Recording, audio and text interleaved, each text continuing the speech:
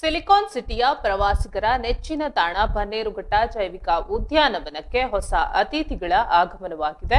ಅಂತಾರಾಷ್ಟ್ರೀಯ ಪ್ರಾಣಿ ವಿನಿಮಯ ಕಾರ್ಯಕ್ರಮದ ಅಡಿಯಲ್ಲಿ ದಕ್ಷಿಣ ಆಫ್ರಿಕಾದಿಂದ 2 ಗಂಡು ಹಾಗೂ 2 ಹೆಣ್ಣು ಸೇರಿದಂತೆ ಒಟ್ಟು 4 ಚೀತಾಗಳು ಉದ್ಯಾನವನಕ್ಕೆ ಬಂದಿಳಿದಿವೆ. ಮಧ್ಯರಾತ್ರಿ ದಕ್ಷಿಣ ಆಫ್ರಿಕಾದಿಂದ ಕೆಂಪೇಗೌಡ ಅಂತಾರಾಷ್ಟ್ರೀಯ ವಿಮಾನ ನಿಲ್ದಾಣಕ್ಕೆ ಚೀತಾಗಳು ಬಂದಿಳಿದವು. ಸ್ವತಃ ಅರಣ್ಯ ಸಚಿವರಾದ ಈಶ್ವರ್ ಖಂಡ್ರೆ ಅವರು ವಿಮಾನ ನಿಲ್ದಾಣಕ್ಕೆ ಭೇಟಿ ನೀಡಿ ಪ್ರಕ್ರಿಯೆಗಳನ್ನು ಪೂರ್ಣಗೊಳಿಸಿ ಚೀತಾಗಳನ್ನ ಬರಮಾಡಿಕೊಂಡ್ರು.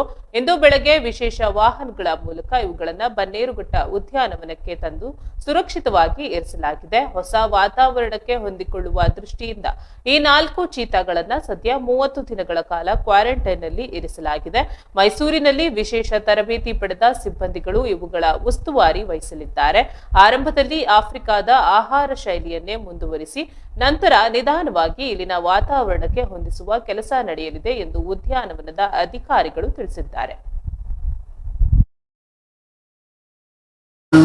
ಇವತ್ತು ಬೆಳಗ್ಗೆ ಮುಂಜಾನೆ 1:15 ಬೆಂಗಳೂರು ಏರ್ಪೋರ್ಟಲ್ಲಿ ನಾವು 4 ಚೀತಾಗಳನ್ನ ಬರಮಾಡ್ಕೊಂಡಿದ್ದೀವಿ. ಅದರಲ್ಲಿ 2 ಫಿಮೇಲ್ ಇದೆ, 2 ಮೇಲ್ ಇದೆ.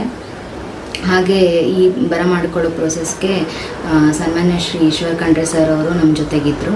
ಹಾಗೆ ನಮ್ಮ ಮೆಂಬರ್ ಸೆಕ್ರೆಟರಿ ಆದ ಡಾಕ್ಟರ್ ಸುನಿಲ್ ಪನ್ವಾರ್ ಸರ್ ಕೂಡ ನಮ್ಮ ಜೊತೆಗಿದ್ದರು. ಹಾಗೆ DCF ಬ್ಯಾಂಗ್ಳೂರು ಸಂತೋಷ್ ಸರ್ ಕೂಡ ಅವರು ನಮ್ಮ ಜೊತೆಗಿದ್ದರು. ಇಷ್ಟು ಜನರು ಮತ್ತು ನಮ್ಮ ಎಲ್ಲ ಸ್ಟಾಫ್ಗಳು ಸೇರಿ ನಾವು ಚೀತಾಗಳನ್ನ ಬರಮಾಡ್ಕೊಂಡಿದ್ದೀವಿ. ಹಾಗೆ ಅದನ್ನು ತೊಗೊಂಡು ಬಂದು ನಮ್ಮ ಕ್ವಾರಂಟೈನ್ ಫೆಸಿಲಿಟಿಯಲ್ಲಿ ನಾವು ಶಿಫ್ಟ್ ಮಾಡ್ಕೊಂಡಿದ್ದೀವಿ.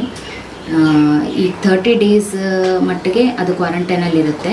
ಅದಾದಮೇಲೆ ಬೇಸ್ಡ್ ಆನ್ ಒಪಿನಿಯನ್ಸ್ ಆಫ್ ನಮ್ಮ ವೆಟ್ ಟೀಮು ಮತ್ತು ಕ್ವಾರಂಟೈನ್ ಆಫೀಸರ್ಸು ಅದನ್ನು ಎಕ್ಸ್ಟೆಂಡ್ ಮಾಡ್ತೀವಿ, ಇಲ್ಲ ಅಂದರೆ ಅದನ್ನು ಅನಿಮಲ್ ಎನ್ಕ್ಲೋಜರ್ಗೆ ನಾವು ಬಿಡ್ತೀವಿ. ನಮ್ಮ ಚೀತಾಗೆ ಬೇಕಾಗಿರೋ ಅನಿಮಲ್ ಎನ್ಕ್ಲೋಜರ್ ಆಲ್ರೆಡಿ ರೆಡಿ ಇದೆ.